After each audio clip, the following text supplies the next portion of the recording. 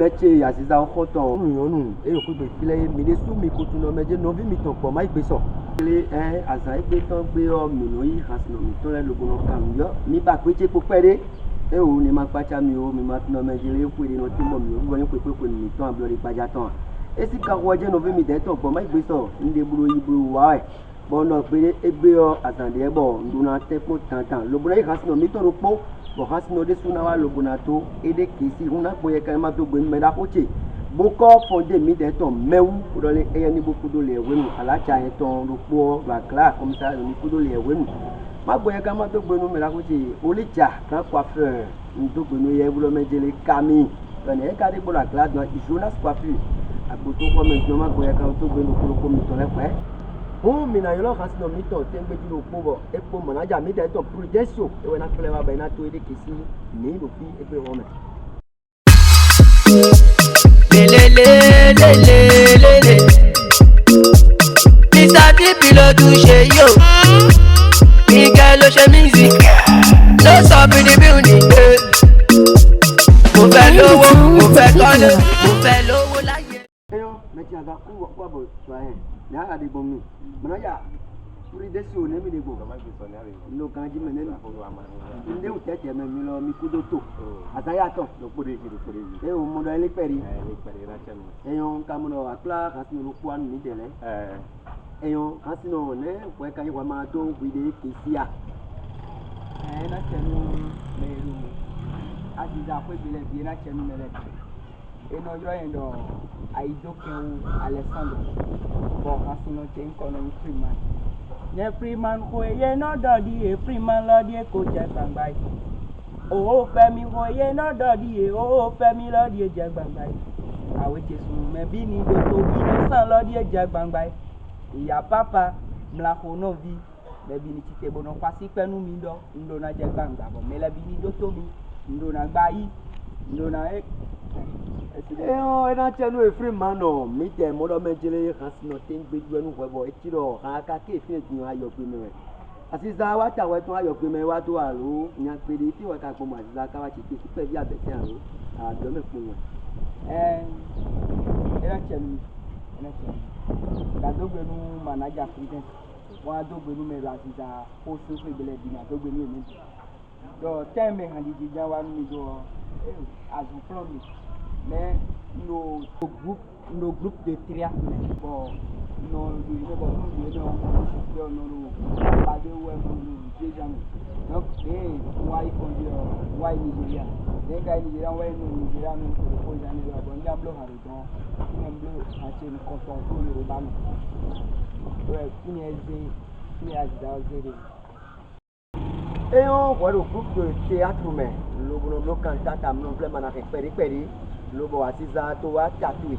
bode akabe ayo album na bi mo aka ko blo nke o blo album dia we so kan when de ba mo manager president no ni edemi we ro khasu kunle ni tonje yo emi na edemi o manager prudential ba mai ke so ne hu mi kan fo bi o me na fo mi de ton free man no do le emi wa mo wa so fo mo vlano fo ne bu de su peto aka mo nu wa to gbon ne bu de su peto aka le bo ma do ma ti akoko to ba mai ke so fo jo kwa ka yo amo Aziza de ro free man ya enya video bo yin monitor ma de ka be nu onu gbo mo do me de bo ni gwa lo ni ko donc de wa bo mo mi nu gbo bo do experience pe bo si gwa lo mi lo côté album si côté on do ni don gbo ke si ma di yo do mi na po ma o si alogo po agbanko de do nu kun e de na gwa lo mi na gwa lo be na do pe na do ati tin wi wa be we zombo mi la ja ko do association Aziza ko ju Benin ko do mi tun do lo association Aziza ko ju Benin pe to tin gbeju le me pare da ko le di me manager da ko le di su di me ko pe to nu kun de ji le di su di me donc de ka ze ko ba me we mi associé ko do association Aziza ko be na ti ma do agbanko mo ko to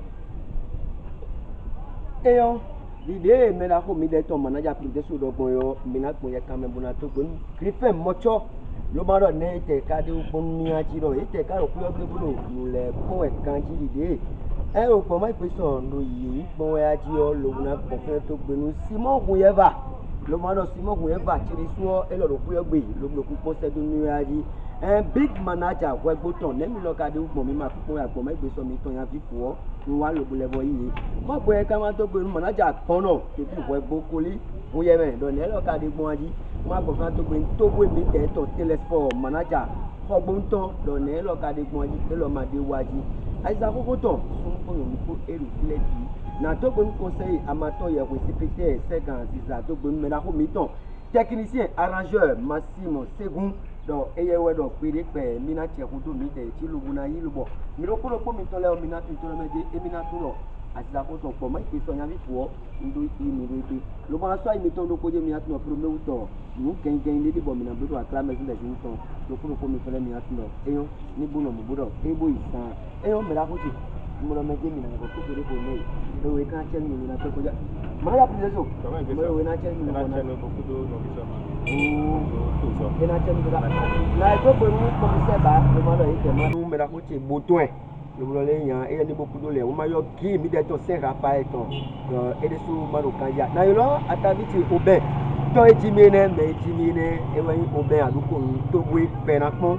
ne ite ka de ko mi o pe aji do ena chen ite lo na pe ko che Jonathan Coiffure si ko to ko meton hasno ku gbe le bi won me de ko to me de to wa ni lo me bi lo ena chen mi ko do me ma yi hasno am lo ku gbe le bi lo ena chen produit sans question won ya ndo bo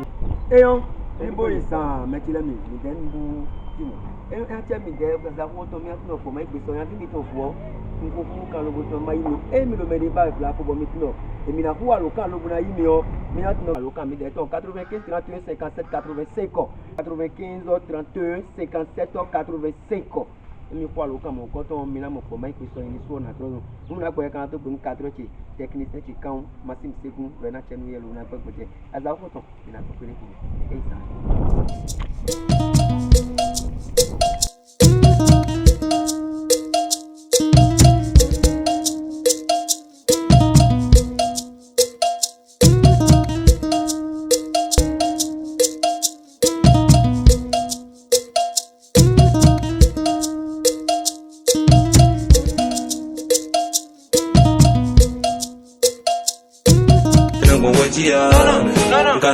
Comme toi je suis seul. Comme toi je vais tomber. Parce que je suis seul. Je dois me protéger. Abstinence, fidélité. Chaque me fait des mystères. Stop, sida, aïe, sida, stop, sida, aïe, sida. La vie c'est pas comme un jeu de Mario. On n'a qu'une vie, on ne vit qu'une fois. Mais tout le n'ont pas d'ordre, tout est. T'es l'espoir de ta famille, elle compte sur toi. Poisson à Tataïrou, en Afrique au Figbakou. Toujours. Le sida zone en domaine, coup. Par contre, toi, mini d'arôme.